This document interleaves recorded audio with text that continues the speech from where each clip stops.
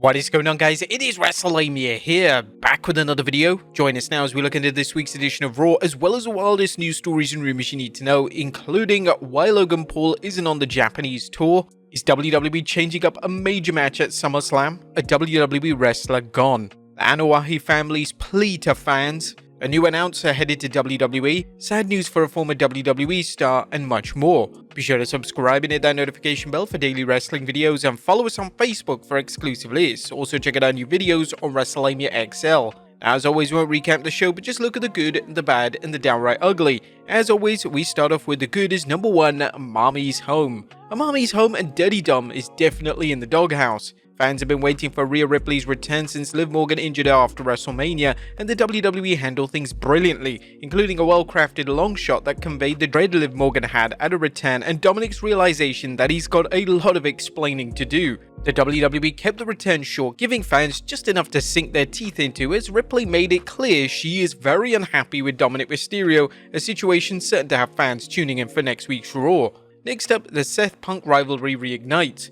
And just like that, the WWE's reignited the Seth Rollins-CM Punk rivalry that began at Punk Survivor Series return. This quality storytelling shows consistency in Rollins' animosity towards Punk never went away, and that the ease in tension was more of a case of both superstars having other matters on their mind. Rollins' threat to keep Punk from renewing his rivalry with McIntyre should make for compelling TV as weeks go by. Also, we couldn't help Punk's little burn at AEW. Punk during his promo mentioned, "There's people on this side of the camera," pointing to the hard side cam, and as we all know, AEW doesn't really have those fans there.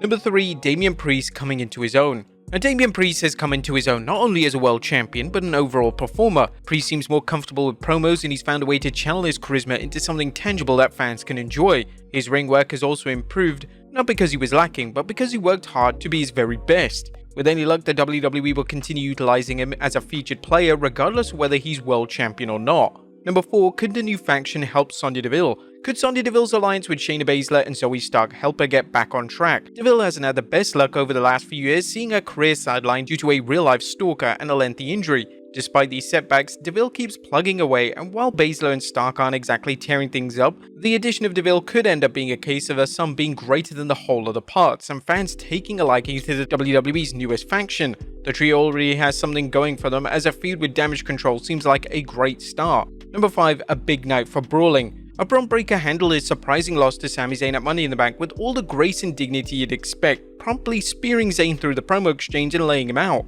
Zayn's subsequent attempt at payback later on led to some fisticuffs, and while the IC champion came up short, it made for exciting entertainment. Number 6, Hoss Fight Alert, Sheamus vs Bronson Reed. Sheamus and Bronson Reed have nothing going on right now, so let's throw them into a feud. Now, this could be boring booking under the old regime where wrestlers were thrown together into programs with no rhyme or reason, but the WWE quickly set this one up as a case of an up-and-coming brawler looking to test himself at one of WWE's biggest and baddest brutes, or maybe at least in his heyday. This program could be excellent if Sheamus isn't booked solely to put Reed over. Number 7, Gable's had enough.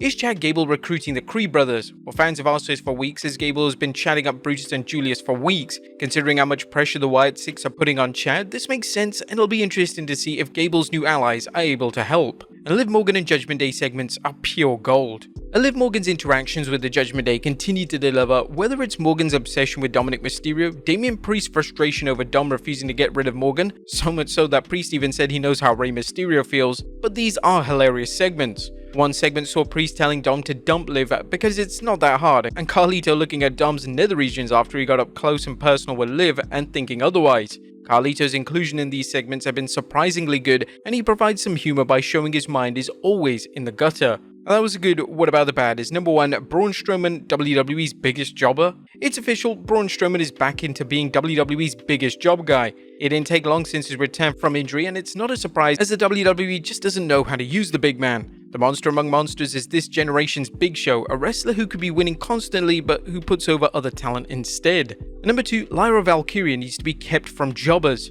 Speaking of jobbers, last night's pairing of Lyra Valkyria with enhancement team Caden Carter and Katana Chance is not a good look for her. She's a rising star who shouldn't be working alongside wrestlers whose wins are very rare. And we understand WWE probably wants to give Lyra TV time, but the optics are bad because it's easy for fans to start thinking of her as enhancement talent too. And there was nothing downright ugly. Raw wasn't the well-structured show of the last few episodes, perhaps a sign that WWE's talent and creative team were still in Money in the Bank mode. Nevertheless, last night's Red Brand was an entertaining show. What do you guys think of Raw last night? Let us know in the comments down below. Now, let's move on to the news.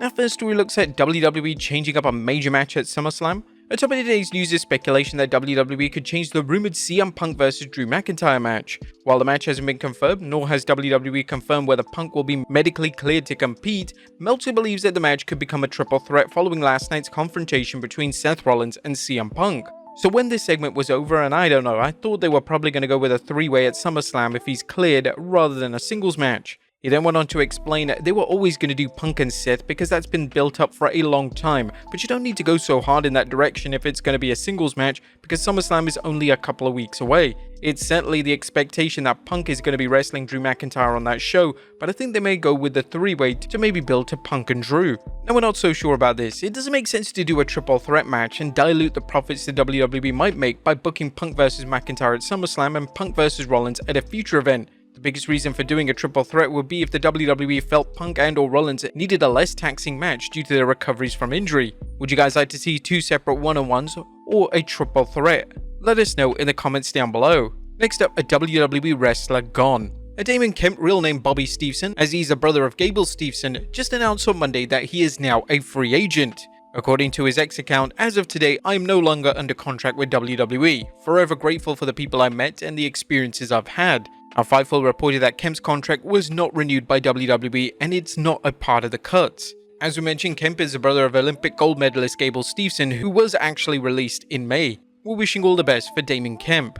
Next up, WWE interested in a big star. A current Knockouts champion Jordynne Grace has been getting some national attention in wrestling following her appearances in NXT, leading to fans asking when she might be available to sign with WWE. She recently appeared on Matt Morgan's Gigantic Pop YouTube show revealing, "I'm under contract until January of this upcoming year. It's coming up." It's extremely likely that WWE is interested in signing Grace, as a 28-year-old has excelled in pro wrestling, bodybuilding and powerlifting, showing a passion for everything she's involved in, a trait that could lead to even bigger things for her should she join the WWE. Next up, a new announcer headed to WWE. The WWE is shaking up its commentary team again, as the New York Post is reporting WWE's added an elite sports play-by-play broadcaster to its roster. ESPN announcer Joe Tessitore will begin calling WWE later this summer. The report added that he will join Corey Graves and Wade Barrett. It's unknown whether the trio will stay on SmackDown or head to Raw. Next up, why Logan Paul isn't joining WWE's Japanese tour. Logan Paul won't be joining the WWE on its upcoming tour of Japan. PW Insider reported that Paul is unavailable due to quote-unquote other commitments.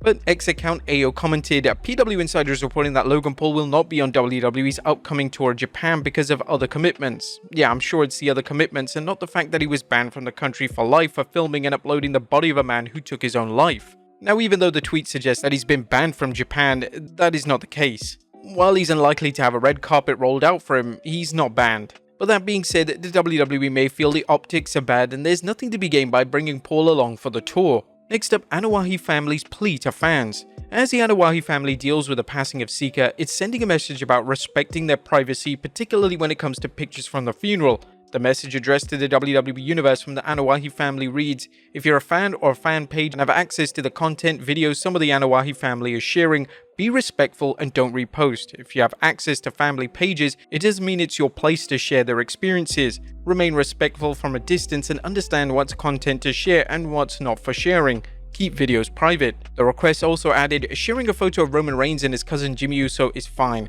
Sharing the actual funeral part is not okay with the Anoa'i family. Thank you."